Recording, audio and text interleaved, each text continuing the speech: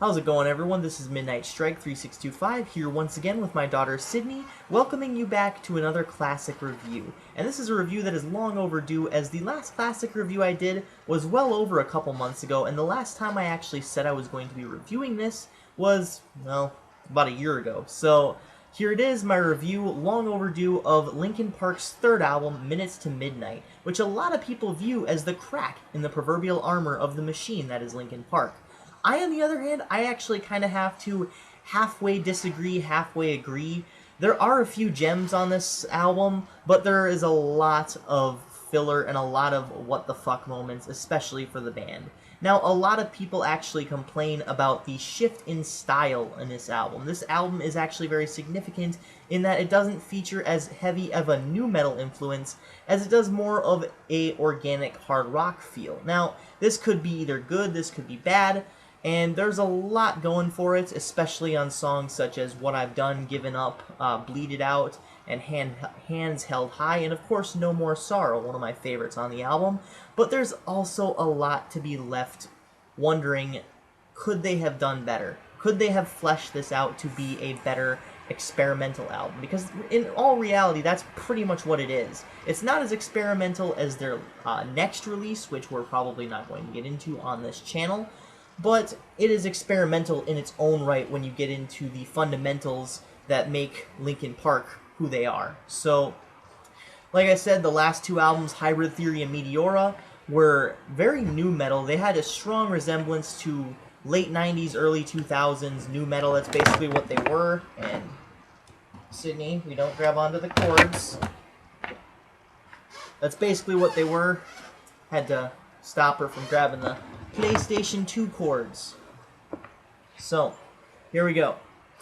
That's basically what they were nu metal, and they had a lot going for them back in the day. This is probably, I wouldn't necessarily say their worst album, as they do have far worse of an album than this, but there are a few weak points, and I can definitely see where people are coming from. This is really where Linkin Park's popularity started to wane a little bit, especially with the fact that Linkin Park back in the day have always written songs about, you know, the self, or thinking inward emotionally about what people are going through and how to get through a given situation, but they take it to an all-new extreme on this album. I felt like I could relate to Linkin Park's first two albums back when I was in high school, first listening to them, and when it got to the point of the songs on this album, it just seemed very forced. Like, they weren't really feeling it anymore, but just wanted to keep that lyricism style going.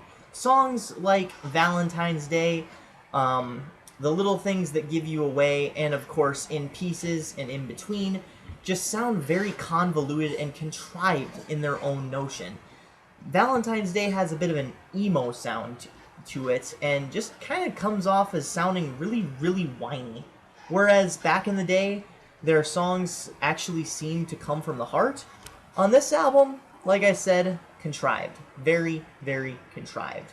That's not to say that some of the music is good, or isn't good, mind you, but a lot of the lyrics really drag this album down. Even on one of my favorite songs, Given Up, and on another one of my favorite songs, Bleed It Out, the lyrics are absolutely forced. I'm not going to say they're horrible, but they're very, very forced. Now, I could relate to Given Up. I actually had a very, very tough depression in my freshman year of high school, and Given Up pretty much spoke to me. That's how I was feeling, and Faint off of Meteora.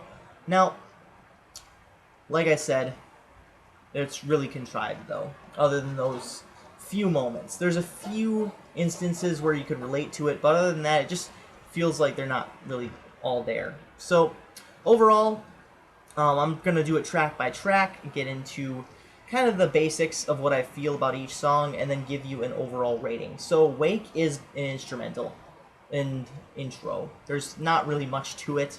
I don't really feel like it should have been on the album. I think they should have started with maybe What I've Done, or what this song leads into, Given Up.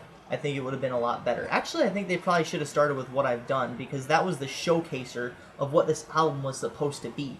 That was the first song released off the album. That was the first song, actually the first song that I heard by Linkin Park, and I thought that they were very radio friendly and didn't really like them very much when I first heard them. But then, of course, I got into Meteora, and the rest is history. Given Up, the next song, is a very organic rock song. It's not really heavy, but it's very guitar-oriented, guitar-driven, I should say.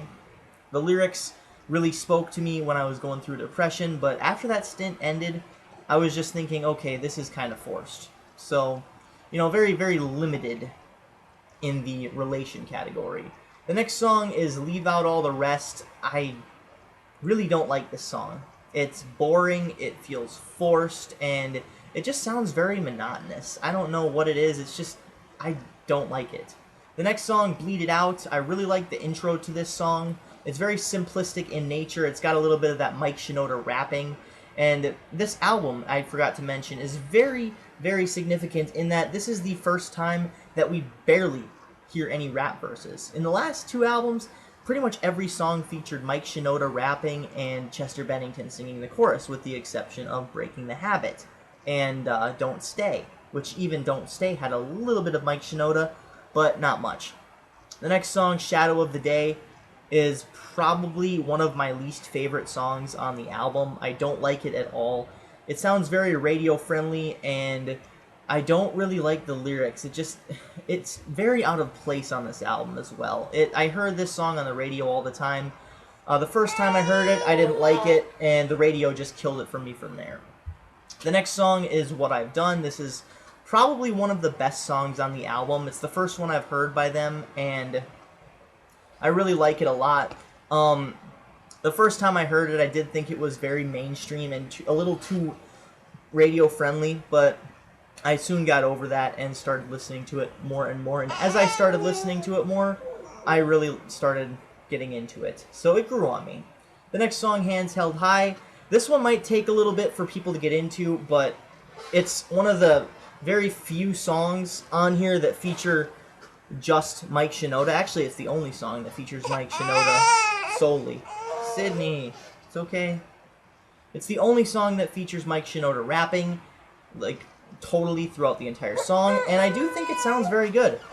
Chester Bennington sings a little bit in the chorus, but not much. I do think that the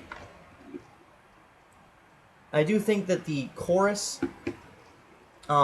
sounds very good. I do think that the overall meaning of the song is very truthful. This is one of the few songs on here that does not sound contrived lyrically. Same with the next song, No More Sorrow, another one of my favorites. Really like it. It's probably one of the heaviest songs on the album that features a lot of those raspy vocals from Chester Bennington, much like the 3/4 mark of Bleed It Out. So, I really like this song. One of my favorites by the band, period, actually. So, I think it was on Guitar Hero as well, either that or Rock Band. I know What I've Done was on Guitar Hero. But, anyways, this is one of the more guitar-driven songs, much like Given Up, and doesn't really have a lot of the rap in it at all. The next four songs are crap. They are very, very emo, they're whiny, they're contrived in their lyricism. I don't really care much for them at all. So, overall, I'm going to give this album probably an average score of a 5.5, 6 out of 10. I'm going to say 6 out of 10. I'm not going to say it's the worst album by Linkin Park by a long shot, and it's not necessarily a horrible album, and it's not necessarily a horrible album in its own right, but there could have been a lot more refinement done in the process. So, with that, thank you very much for watching. This is Midnight Strike 3625. I hope you enjoyed this review. Keep calm and rock on.